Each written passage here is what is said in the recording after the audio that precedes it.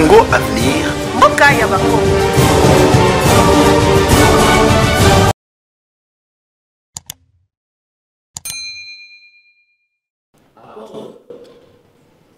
À ceux qui assurent la gestion, mais pas que, mais à tous les organes, c'est-à-dire les membres du conseil d'administration, les membres du comité de gestion, et même les commissaires de compte, on leur attribue à tous ces intervenants organiques des entreprises publiques les statuts des mandataires publics. Et donc, ce mélange commençait à être un corset pour le développement de ces entreprises publiques. À tel point qu'il a fallu commencer à avoir des réflexions sérieuses pour savoir si ça va être continuer comme ça. Un autre élément important a été que ces organes, en particulier ceux en charge de gestion, se sont vus placés sous une tutelle assumée et assumée. Et ce qui est intéressant, c'est la tutelle qui était placée sur ces organes avec plusieurs pouvoirs d'autorisation, d'approbation. Et même, vous verrez que dans certaines dispositions, on faisait même intervenir le président de la République pour approuver un certain nombre de décisions. Et cela a été raisonné comme étant un mécanisme assez lourd qui ne permettait pas beaucoup à ces entreprises de se développer avec une telle structuration. Voilà pourquoi il avait été pensé que ce serait important qu'on change de paradigme en essayant de faire une réforme de ce cadre juridique et institutionnel des entreprises publiques pour essayer d'aller cela. Voilà, c'est ainsi que va intervenir la réforme de 2008. Cette réforme de 2008 avait plusieurs objectifs que certains intervenants ont commentés. Moi, je vais me limiter vraiment sur le cadre purement juridique et institutionnel. La réforme a eu 3 lois importantes. La loi sur la transformation, qui devait déjà commencer à mettre de l'ordre en essayant de classifier, si vous voulez, ces différents organismes par rapport à l'objectif recherché. Certains de ces organismes ont été, n'est-ce pas, transformés en société commerciale, c'est-à-dire celles de la négociation marchande. Et c'est ainsi que la notion d'entreprise publique n'a été réservée à la réforme de 2008 que aux ces entreprises publiques qui relevaient du secteur marchand. Et pour cela, une transformation importante par rapport à la législation de 70, on leur a conféré non la qualité des personnes publiques, mais plutôt des sociétés commerciales soumises au droit commun. D'autres entreprises ont été transformées, bien entendu, en établissement public, en service public, et celles qui n'ont pu être transformées dans l'une ou l'autre catégorie ont été purement et simplement discutées. Alors, qu'est-ce que cette réforme de 2008 apporte sur le plan juridique et institutionnel? Et là, c'est quelque chose d'intéressant parce que, sachant qu'en 2008, le seul droit qui a s'appliqué au Congo était les droits congolais de l'époque, le droit de société. Et donc, en décidant de transformer ces entreprises en sociétés par action à responsabilité limitée de l'époque, on savait bien que cette société par action à responsabilité limitée n'avait pas un cadre juridique solide. À peine il y avait un petit arrêté royal du 22 juin 1926 qui, lui, s'est limité tout simplement non pas à donner les organes des SARL, mais plutôt à renvoyer au statut de chaque entreprise qui était constituée sous la forme de SARL, de fixer quels en seraient, n'est-ce pas, les organes de gestion et d'administration. Et donc, par rapport à ceci, les réformateurs de 2008 qui ont eu à retenir la forme SARL ont dû faire un peu de statistique, si je peux considérer ainsi, pour que ces entreprises de l'époque puissent être dotées des conseils d'administration, également puissent être dotées, n'est-ce pas, des comités. Et c'est ainsi que ces entreprises, par les statuts qui avaient été donnés à chacune d'elles, ont pu avoir comme seul cadre de référence leur statut. Et donc, cela était déjà une évolution par rapport au système ancien, parce qu'elles n'étaient plus des personnes publiques, mais elles étaient devenues maintenant des personnes de droit privé, et avec comme conséquence que leur activité était strictement commerciale et donc du secteur marchand, avec ceci que les organes étaient plus ou moins bien lotis en termes d'attribution, c'est-à-dire les conseils avec le pouvoir général d'orientation, de management de la société et avec le comité de gestion des acteurs de gestion courante. Mais encore une fois, comme on le verra, ces systèmes n'étaient pas en lui-même parfaits et suffisants. Et donc, la troisième étape dans ce cadre juridique, heureusement, c'est l'entrée en vigueur de loi en ADC en 2012. À la faveur de cette entrée en vigueur, le texte de l'acte de réforme sur les sociétés commerciales et les droits d'intérêt économique prévoyait justement que pour les sociétés qui étaient constituées avant l'entrée en vigueur de loi elles avaient l'obligation de pouvoir mettre en harmonie leur statut avec le droit commun, article 908 de l'acte de réforme.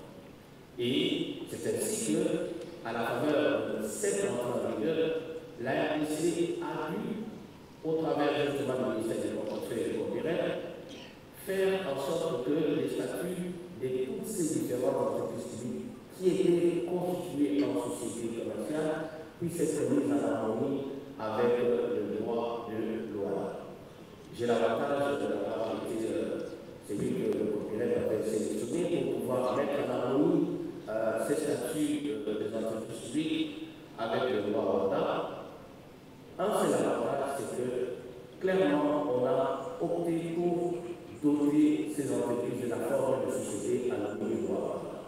Et comme vous le savez, par rapport à cette question, les lois WADA donnent la possibilité pour une société qui est constituée de 1 à 3, n'est-ce pas, actionnaires, de choisir entre l'administrateur général ou encore de choisir entre le mode d'administration qui est composé du conseil d'administration et de la direction générale.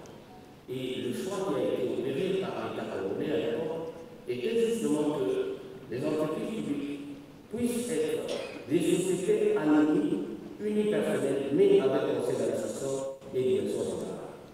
C'est ce qui a été mis en place. C'est déjà une évolution par rapport au système ancien, parce que là, c'est clair que le conseil d'administration allait avoir des pouvoirs qui sont indiqués, n'est-ce pas, dans la réforme, et la direction générale également allait avoir des pouvoirs qui sont bien détaillés dans l'acte uniforme sur les sociétés commerciales, et le commissaire de compte, en tant que contrôleur, n'est-ce pas, externe de la société, était également retenu dans les statuts de ces entreprises qui sont devenues des sociétés anonymes et unipersonnelles. Quel est l'avantage de tout cela? C'est qu'aujourd'hui, nous avons des conseils d'administration, la direction générale, que ce soit par exemple sur le président de la République, que ce soit le ministre des Portefeuilles dans leur intervention hier, ont stigmatisé en fait. C'est que dans la pratique, en dépit de cette évolution positive qui part de la loi de 78, en passant par la réforme de 2008 et par la mise en harmonie des statuts, qui avait voulu quand même donner des pouvoirs très clairs au conseil d'administration et des pouvoirs très clairs à la direction générale, on voit malgré tout que le problème persiste. Et c'est beaucoup plus quand vous regardez en réalité un problème d'homme qu'un problème de texte. Et c'est à ces niveaux-là que, dans le cadre de ces états généraux, l'on doit réfléchir très clairement pour qu'on trouve la martingale qui permettrait à ce que les hommes qui vont être nommés au poste de membres du conseil d'administration ou de la direction générale s'habituent à pouvoir faire crier les textes. Et donc, ok, merci. Et donc, si nous arrivons à avoir des personnalités qui respectent le pouvoir du conseil d'administration, qui sont bien connus, pouvoir d'orientation, pouvoir de définir des objectifs et consorts, et laisser aux représentants légaux de ces entités, parce que voilà, en matière de gestion courante et de représentation de la société, utilisent le concept des représentants légaux, n'est-ce pas, de ces sociétés, qui sont les directeurs. Encore qu'on peut prévoir un directeur général, mais qui n'a pas de pouvoir propre, comme le directeur général. Il a des pouvoirs délégués par les conseils d'administration. Donc c'est le conseil qui doit définir le pouvoir du DGA. Et donc, si on peut trouver des principes qui puissent ficeler, et je pense, nous allons, parmi les propositions, soumettre à son excellence de ces ministres portefeuille des projets de textes de délégation, n'est-ce pas, ou de mandat, de délégation des conseils d'administration pour tous les conseils d'administration des entités du portefeuille de l'État, en particulier les entités publiques, des projets, des actes de délégation de pouvoir au profit des DGA.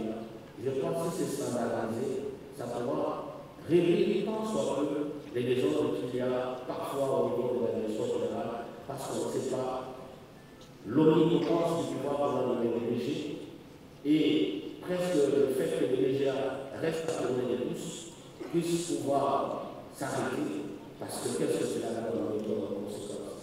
C'est de voir un DGA qui n'aspire pas deux choses.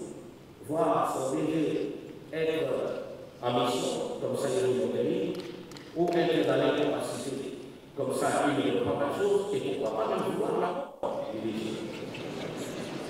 Et donc c'est très dangereux. Et donc on ne puisse pas aller vers ces sillons assez dangereux. Il est important, c'est le ministre, que vous puissiez prendre vos responsabilités entre les mains et prévoir déjà des actes de délégation de pouvoir clairs qui pourront être attribués aux DGA et ainsi essayer de diminuer, je l'espère, la tempête interne qu'il y a au niveau de la direction générale et également calmer les affaires des PCA, parce que là aussi le système de mandat a un avantage. Le PCA n'est plus comme sous la loi de 78, c'est lui qui était le représentant légal de l'entreprise publique. Parce que les gens qui certaines époques ont évolué sous la loi de 68, ils savent que le président était le tout-puissant, parce qu'il avait le pouvoir de représentation de la société vis-à-vis, n'est-ce pas, des référés.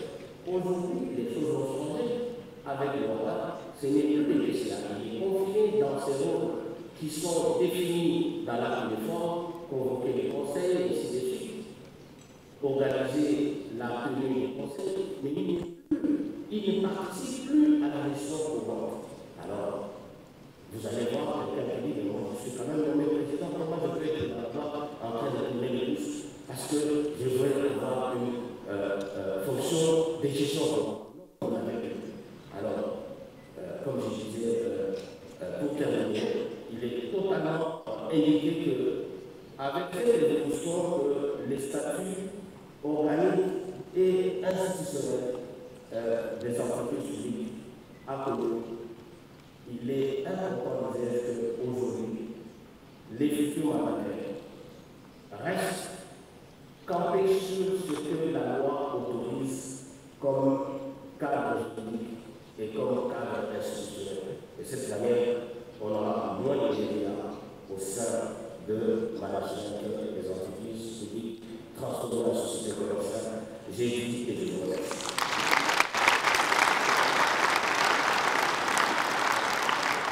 Il y a vraiment en termes d'opportunités et d'intérêt, à mon sens en tout cas, pas du tout intérêt à se désengager, bien que juridiquement cela soit possible.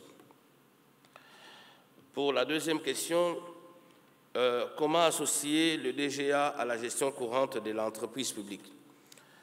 Cette question, elle est déjà résolue par la loi. Et les statuts d'ailleurs de la plupart d'entreprises publiques aujourd'hui que nous avons résout la question. Certes, le principe est que le représentant légal de la société anonyme unipersonnelle constituant une entreprise publique et le directeur général, mais le texte, en commençant par la loi, ensuite les statuts, reconnaît que le conseil d'administration peut déléguer des pouvoirs de gestion courante au DGA. Et c'est là la problématique, comme nous l'avons dit. Et nous avons assuré, Son Excellence, Monsieur le Ministre, qu'il y a, en termes de travaux que nous allons donner à votre autorité pour que vous puissiez vous en approprier, des modèles d'actes, de délégation, n'est-ce pas, de pouvoir. Et comme nous sommes dans le domaine des entreprises publiques, pour qu'il n'y ait pas une certaine divergence là-dessus, le projet propose, si vous voulez, des pouvoirs standards qui sont délégués au DGA. Après, il peut y avoir, par rapport à la spécificité de telle ou telle autre entreprise, un élément en plus ou en moins, mais au moins le texte va être un texte qui permet réellement d'associer les directeurs généraux adjoints à certains actes de gestion courante dans les limites de ce que la délégation va fixer. Parce que qui délègue, le DG ne pourra jamais tout déléguer. D'ailleurs, le texte dit que la délégation s'est faite en accord avec le directeur général. Donc, ce qui montre que les pouvoirs qui vont être délégués à l'adjoint vont être déterminés à l'avance et ça ne posera pas beaucoup de problèmes parce que le délégat, qui est le conseil d'administration, l'aura fait avec l'accord du DG qui saura que sur tel aspect, il ne peut pas, n'est-ce pas, intervenir parce que ces aspects-là sont confiés au directeur général adjoint. Troisième et dernière question. Troisième et dernière question. Et pour le dernier point, il y a le professeur Lobo qui a posé la question de la compatibilité ou non de l'article 81 de la Constitution qui donne au président de la République le pouvoir de nommer les mandataires des entreprises publiques, sociétés anonymes, n'est-ce pas, si cette disposition est ou non conforme à l'OHADA. J'ai l'avantage de vous signaler, chers collègues, que sur cette question, on avait glosé longtemps ici entre les spécialistes sur cette question. Et ça avait divisé entre ceux qui estimaient que pour se conformer à l'OHADA, il fallait strictement qu'on soumette les entreprises publiques aux règles de l'acte uniforme, et nous qui soutenions en son temps qu'il fallait faire persister, n'est-ce pas, le dispositif exorbitant de droit commun qui est prévu pour les entreprises publiques qui sont à ranger dans la catégorie des sociétés à régime particulier. Eh bien, la CCJA a, par un avis qu'il a donné, à la requête d'ailleurs de la RDC, confirmé que cette disposition constitutionnelle était conforme à l'OHADA. Pourquoi? Parce que sur le fondement de l'article 916, qui dit que les sociétés à régime particulier, le droit uniforme s'applique aux sociétés à régime particulier, nonobstant ou sous réserve des dispositions propres aux sociétés concernées. Donc, ça veut signifier quoi? Comme nous acceptons tous que les entreprises publiques sont des sociétés à régime particulier, et que ces régimes particuliers, d'ailleurs nous allons en parler dans le prochain panel, je pense aujourd'hui, sur les bicéphalismes, n'est-ce pas, du droit applicable aux entreprises publiques. Les entreprises publiques sont des entreprises d'un genre particulier, avec une mission particulière, qui ne doit pas être mise sur le même diapason que les sociétés totalement privées. Voilà pourquoi, à ces entreprises-là, il y aura non seulement les règles de droit commun, mais les règles de droit commun vont s'arrêter là où commencent les régimes exorbitants de droit commun sur permission du législateur l'OHADA lui-même. S'il ne l'avait pas dit, on aurait pu penser effectivement à cette contrariété. Mais comme c'est sur permission du législateur l'OHADA, il y a plusieurs articles. L'article 1er déjà de l'acte uniforme sur les sociétés commerciales dit que l'acte uniforme s'applique à toutes les sociétés, en ce compris celles dont l'État est actionnaire, mais dans les conditions fixées par la loi. Et à la fin, il dit que l'acte uniforme va s'appliquer aux sociétés à régime particulier sous réserve des règles propres à celles-ci. Et donc, si nous convenons tous, et là il n'y a pas de débat, que les entreprises publiques sont des sociétés à régime particulier, alors nous devons faire persister à ces entreprises-là cette dualité des régimes-là, donc le droit commun, mais aussi le droit exorbitant. C'est d'ailleurs ça qui va justifier non seulement les nominations par les chefs de l'État, mais même le contrôle exorbitant, on en parlera tout à l'heure, de Parlement ou encore de l'IGF en ce qui concerne, alors que dans les sociétés purement privées, vous ne pouvez pas avoir de l'IGF là-dedans, vous ne pouvez pas avoir le contrôle, n'est-ce pas, parlementaire là-dedans, mais c'est sous permission du législateur Rwanda. Et à ce niveau, nous avons déjà la position de la CCJA, qui est l'organe chargé d'interpréter non seulement les traités, mais les actes uniformes. Je vous remercie. Merci, chers collègues, merci. Je ne voudrais pas ajouter au débat, parce qu'il y a un autre argument qui peut intervenir, c'est celui des rapports entre les traités lui-même, les traités de l'OADA et la Constitution, des rapports entre le droit international et les droits internes. Je ne voudrais vraiment pas m'hasarder à commencer ces débats maintenant, mais je pense que ça peut contribuer à résoudre le problème. J'accorde la parole maintenant à M. Congo